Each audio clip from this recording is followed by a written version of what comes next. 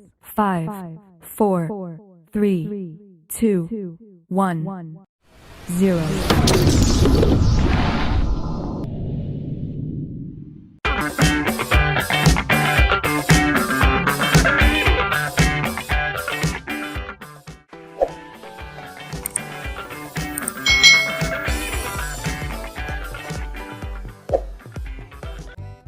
Hai, selamat datang di channel YouTube Kak Citra. Apa kabar adik-adik semuanya? Kak Citra berharap kalian dalam keadaan yang baik, sehat, dan siap untuk belajar.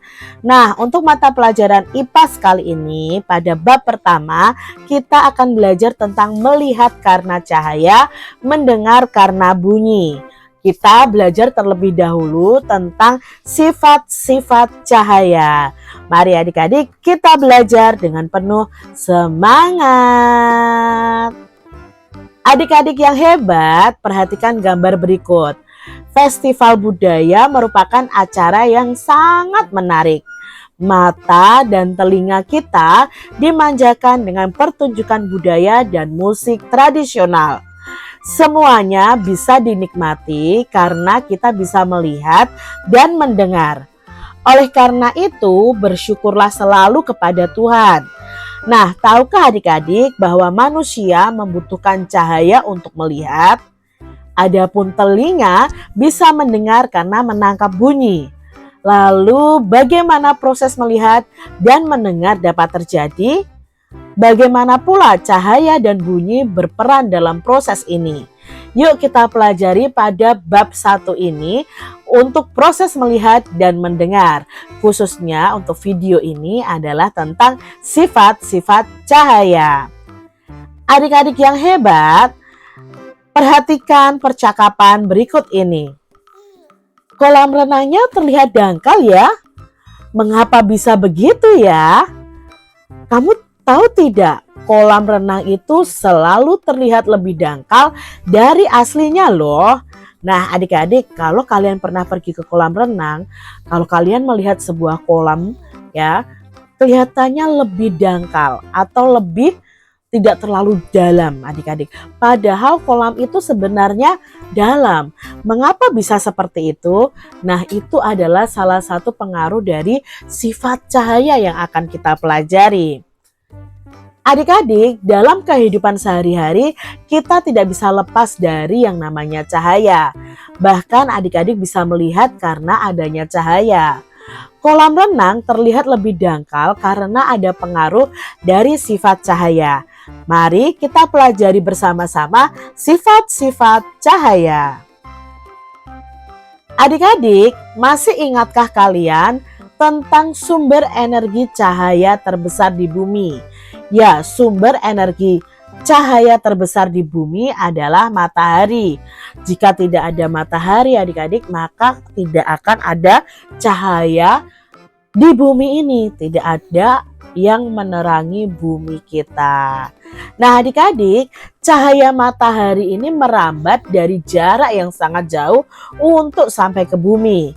Cahaya itu tidak membutuhkan media apapun untuk bergerak, tidak membutuhkan media udara, air, atau media benda padat. Nah, matahari itu bukan satu-satunya sumber cahaya. Ada lampu, ada api yang juga menghasilkan energi cahaya. Tapi ingat ya, energi cahaya terbesar bumi adalah matahari. Yuk kita pelajari bersama-sama sifat-sifat cahaya. Sifat-sifat cahaya yang pertama, perhatikan gambar berikut ini adik-adik. Kalian bisa melihat bahwa cahaya itu merambat lurus melalui celah-celah daun yang ada di hutan ini dan melalui lubang tembok ini. Nah adik-adik, sifat cahaya yang pertama adalah cahaya itu merambat lurus. Jadi dari sumbernya cahaya itu merambat atau bergerak lurus. Kalian bisa melihat cahaya matahari merambat lurus saat melewati celah-celah kecil pada gambar di bawah ini. Lalu di ruangan yang tertutup dinding, cahaya hanya bisa masuk melalui celah yang ada. Ya, kalau yang tertutup dinding otomatis cahaya tidak bisa masuk adik-adik. Bisakah kalian melihat rambatan cahaya yang lurus? Nah, adik-adik bisa loh mempraktekkan sifat cahaya yang pertama ini dengan praktek seperti ini adik-adik. Ada satu lilin yang kalian nyalakan, lalu kalian susun 3 kardus yang sudah kalian lubangi, kalian lihat dari satu sisi. Nah, otomatis cahaya dari lilin ini akan merambat melalui lubang-lubang pada kardus tersebut. Yang tidak berlubang pun cahaya matahari tidak akan menembusnya. Sifat cahaya yang kedua, yaitu cahaya dapat dipantulkan adik-adik. Nah, kita bisa melihat karena cahaya itu memantul dari benda ke mata kita. Jika tidak ada cahaya, maka tidak ada pantulan yang diterima oleh mata kita. Contohnya di sini, ketika kita bercermin, cahaya dari lampu adik-adik akan merambat ke cermin, lalu cahaya tersebut akan dipantulkan ke mata kita. Dan akhirnya kita bisa melihat diri kita seperti apa yang ada di belakang kita. Jadi kalau kita bercermin itu sebenarnya kita bisa melihat karena adanya pantulan cahaya. Nah, adik-adik juga bisa loh mempraktekkan pantulan cahaya dengan menggunakan 2 cermin seperti ini. Kalian bisa arahkan senter ke salah satu cermin. Nah, dari cermin ini nanti akan dipantulkan ke cermin yang satunya. Nah, ini untuk membuktikan bahwa cahaya itu dapat dipantulkan. Yang ketiga, cahaya itu bisa menembus benda bening. Nah, kita bisa melihat jelas melalui kaca jendela. Namun, kita tidak bisa melihat apa yang ada di balik tembok. Mengapa demikian? Nah, perhatikan gambar di bawah ini. Apakah kalian bisa melihat perbedaan ketiga benda pada gambar berikut? Apakah di sekeliling kalian ada benda yang bening, ada benda yang buram, lalu benda yang gelap? Nah, di sini benda beningnya adalah jendela, benda buramnya adalah korden ini ya adik-adik ya, benda gelapnya adalah tembok. Jelas yang bisa ditembus oleh cahaya adalah benda bening. Nah, benda bening ini jika ditembus cahaya akan terlihat jelas dan cahaya yang dipantulkan itu keseluruhan. Tapi kalau benda buram otomatis cahaya yang diteruskan itu sebagian dan cahaya tidak bisa menembus benda gelap. Nah, kalian bisa mempraktekkan loh contoh cahaya menembus benda bening itu dengan praktek seperti ini. Ada gelas yang bening lalu kalian senter. Otomatis cahaya senternya itu akan menembus benda bening itu dan cahaya senter akan langsung diteruskan ke tembok ini. Berbeda kalau benda yang kalian arahkan di sini pengganti gelasnya adalah buku yang tebal. Otomatis cahaya senter tidak akan menembus buku yang tebal tersebut. Nah, adik-adik yang hebat, cahaya bisa menembus benda-benda bening atau disebut dengan benda transparan. Oleh karena itu, kita bisa melihat dengan jelas benda-benda tertentu melalui benda-benda yang transparan ini seperti kaca adik-adik. Sebaliknya, cahaya tidak dapat menembus benda-benda yang gelap seperti tembok. Ada pula benda yang sedikit sekali ditembus cahaya atau disebut dengan benda buram. Nah, pada benda ini cahaya hanya menembus sebagian.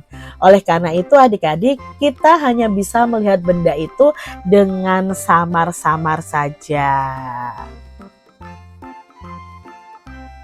Adik-adik yang hebat, sifat cahaya yang keempat adalah cahaya dapat dibiaskan. Adik-adik perhatikan 2 gambar berikut. Ini adalah contoh dari peristiwa pembiasan cahaya. Kalian bisa melihat posisi bayangan ikan dan posisi ikan sebenarnya itu berbeda. Lalu sendok ini ketika dimasukkan ke dalam air atau pensil dimasukkan ke dalam gelas berisi air, kok kelihatan seperti patah atau bengkong adik-adik. Padahal tidak. Nah, selain bisa menembus benda bening, cahaya juga dapat dibiaskan atau dibelokkan adik-adik. Ketika menembus media yang berbeda, misalnya dari udara ke air, cahaya bisa dibiaskan atau dibelokkan. Hal inilah yang membuat tadi di awal tadi ada Aga, Ian, dan Banu yang melihat kolam renang itu lebih dangkal dari seharusnya. Ini karena cahaya itu bisa dibiaskan adik-adik. Contoh lain adalah gambar berikut ini. Nah adik-adik, ketika kalian mengamati ikan dalam kolam, posisi ikan yang terlihat oleh mata kita itu sebenarnya bukan posisi asli ikan itu berada.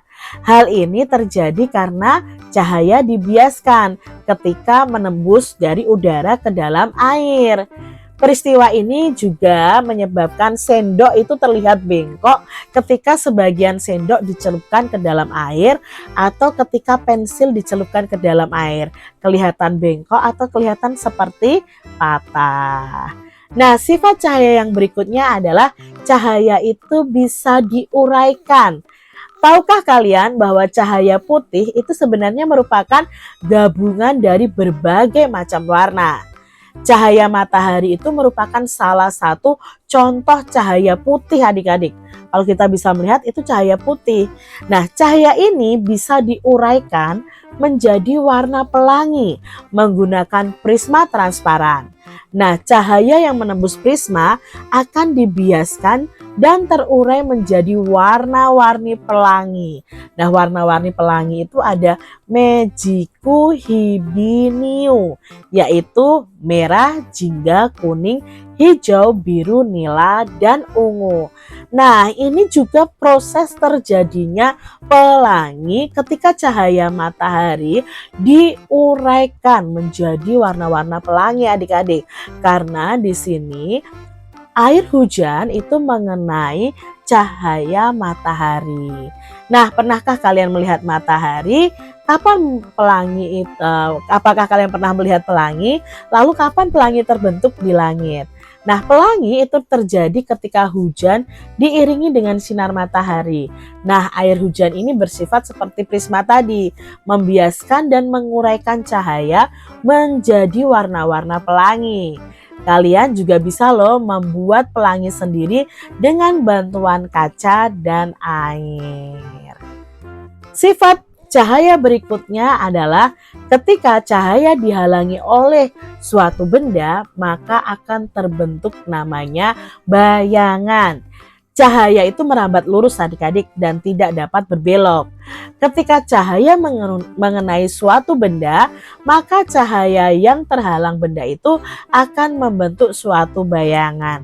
Nah, perhatikan nih bola tenis berikut ini. Ini membentuk suatu bayangan adik-adik. Karena cahaya itu mengenai bola tenis ini dan bola tenis ini akan ada bayangannya. Nah, apa yang sudah kita pelajari dalam materi ini? Yang perlu adik-adik pahami yang pertama adalah cahaya itu merambat lurus dan tidak membutuhkan media apapun untuk merambat. Yang kedua, kita bisa melihat karena cahaya itu bisa dipantulkan.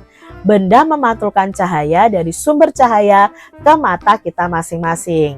Cahaya itu bisa menembus benda bening seperti kaca, dan benda-benda tembus pandang seperti kain tipis, kertas minyak itu hanya bisa ditembus sebagian cahaya.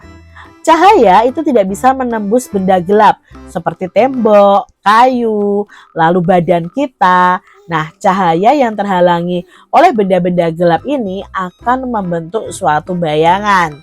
Bentuk bayangan itu bergantung pada posisi benda, jauh dekatnya sumber cahaya terhadap benda, dan jenis cermin yang memantulkan cahaya. Nah adik-adik, jika menembus medium yang berbeda seperti udara ke air, cahaya akan dibiaskan. Hal ini membuat benda dalam air itu terlihat lebih dekat dibandingkan benda aslinya. Dan yang kita pelajari berikutnya adalah cahaya itu bisa diuraikan seperti pelangi. Pelangi itu merupakan hasil pembiasan cahaya atau penguraian cahaya yang diuraikan dari air sehingga membentuk bermacam-macam warna. Nah, demikian tadi adik-adik sifat-sifat cahaya yang sudah kita pelajari. Semoga adik-adik paham apa yang Kak Citra sampaikan dan kita akan bertemu lagi pada materi berikutnya. Terima kasih dan Tuhan memberkati.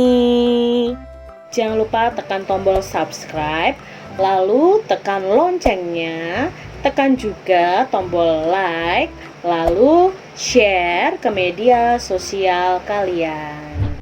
Jangan lupa untuk ikuti media sosial Kak Citra. Terima kasih.